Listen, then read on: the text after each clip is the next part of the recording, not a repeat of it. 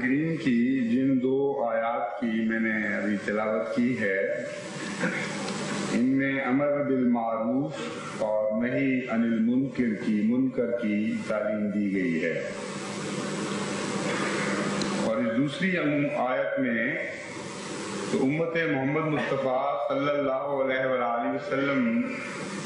کے بہترین ہونے کی دلیل ہی یہ قائم فرمائی کہ اخرجت للناس سے وہ لوگوں کی بھلائی کے لیے، ان کی بہتری کے لیے، ان کی خدمت کے لیے قائم کی گئی ہے، اور اس خدمت کی بہترین مثال یہ بیان فرمائی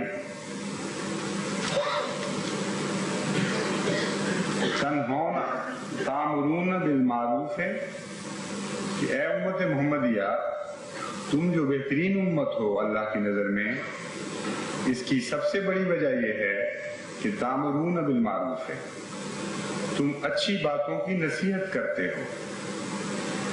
وتنہون عن المنکر، اور بری باتوں سے روکتے چلے جاتے ہو، وتؤمنون باللہ، اور اللہ پر سچا ایمان رکھتے ہو۔ ولو آمن اہل الکتاب، کاش اہل کتاب بھی اگر ایمان لے آتے تو ان کے لیے بہتر تھا۔ منہم المومنون واکثرهم الفاسقون، کچھ ان میں مومن بھی ہیں لیکن اکثر ان میں سے فاسق ہیں۔ امر واقعہ یہ ہے کہ امر بالمعروف اور نہی عن المنکر کا قوموں کی زندگی سے بڑا گہرا تعلق ہے، اور کوئی قوم بھی ان دو صفات کے بغیر لمبے عرصے تک زندہ نہیں رہ سکتی۔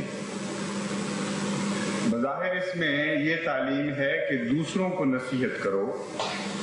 دوسروں کو بری باتوں سے روکو اور اچھی باتوں کا حکم دو، لیکن اس تاریخ کے اندر، اس حکم کے اندر ایک مخفی حکم ہے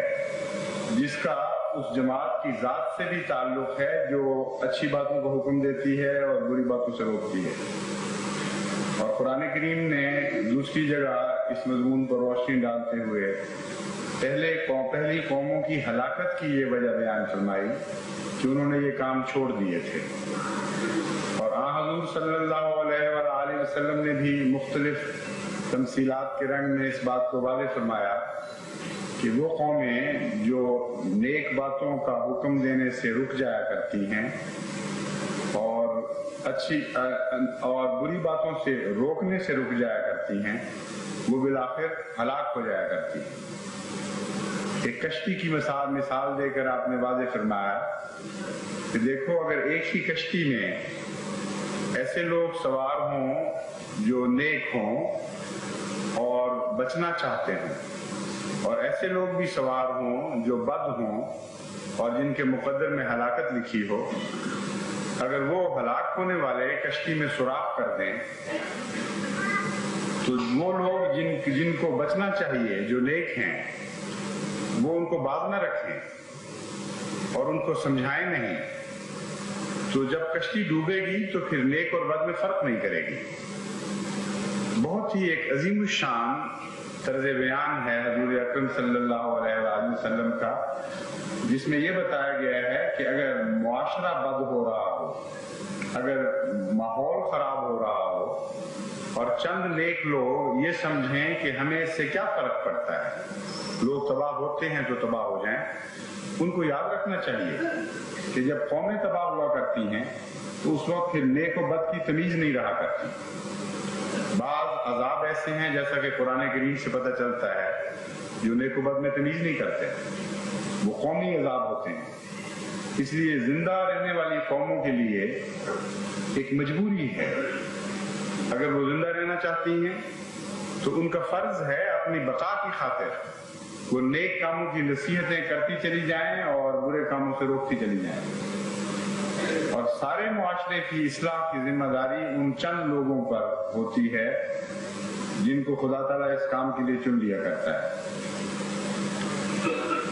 تأمرون بالمعروف و تنہون عن المنکر میں دوسری بات قابل توجہ یہ ہے کہ اس میں کسی مذہبی عقیدے کی تفریق کا کوئی ذکر نہیں، نہیں بتایا گیا کہ یہ لوگ کسی خاص عقیدے کی تبلیغ کرتے ہیں اور بعض خاص عقیدوں سے روکتے ہیں، بلکہ اصلاح معاشرہ کی طرف توجہ دلائی گئی ہے، ان بدیوں کی طرف توجہ دلائی گئی ہے جو ہر مذہب کے نقطۂ نگاہ میں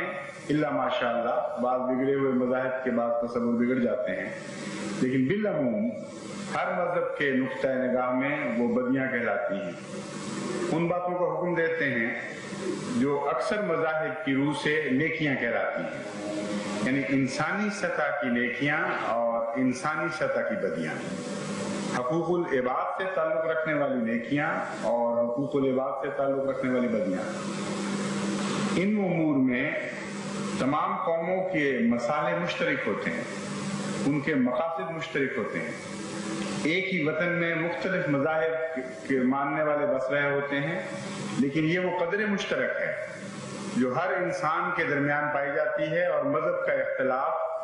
حائل نہیں ہو سکتا اس بات میں۔ اس لیے نیک بات کی نصیحت کرنے کا جو ارشاد فرمایا امت محمدیہ کو اللہ تعالیٰ نے، اس پر کوئی اعتراض یہ نہیں اٹھ سکتا کہ تمہارے تو عقائد مختلف ہیں، مثلا ہندو ان کو یہ نہیں کہہ سکتے، عیسائی ان کو یہ نہیں کہہ سکتے، دنیا کے کسی مذہب کا تعلق رکھنے والا کوئی معقول انسان ان کو یہ نہیں کہہ سکتا کہ تم ہمیں کیوں کہتے ہو کہ سچ بولو اور جھوٹ نہ بولو، تم کیوں ہماری فکر کرتے ہو کہ ہم رشوت لیتے ہیں اور ہمیں رشوت سے بات رکھنے کی کوشش کرتے ہو، تم کیوں ہمارے پاس آتے ہو درد مند دلوں کے ساتھ کہ دنیا پر ظلم کرنا چھوڑ دو اور ہمیں ظلم سے باز رہنے کی نصیحت کرتے ہیں۔ تمہارا مذہب اور ہے اور ہمارا مذہب اور ہے، تمہارا عقیدہ اور ہے اور ہمارا عقیدہ اور ہے، کوئی